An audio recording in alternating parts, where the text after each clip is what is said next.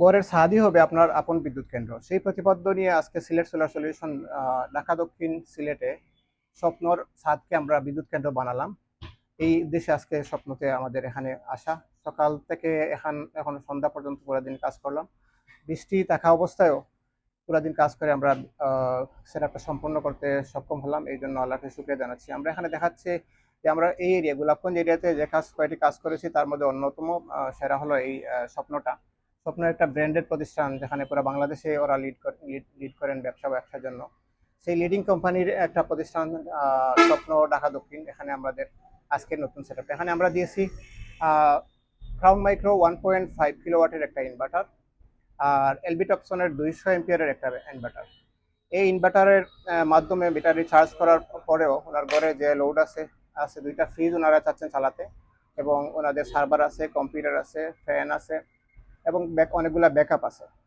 সেই সব সাপোর্ট দেওয়ার পরে রাত্রের যে বিদ্যুতের ঘাটতি আমাদের বর্তমান বাংলাদেশে চলতেছে, বিদ্যুতের ঘাটতি শেষ করার জন্য বা বিদ্যুতের ঘাটতি মেটানোর জন্য রাতের জন্য যে বিদ্যুৎটা সেভ রাখতে সোলার থেকে, সেভ থেকেই আমাদের ব্যাকআপটা রাত্রে যাবে। তো আমাদের মেইনলি যে আমরা দিনে যা বিদ্যুৎ পাবো তা দিয়ে আপনার লোড চলবে, সাথে সাথে ব্যাটারিটা চার্জ দেবে এক্সট্রা কারেন্টটা।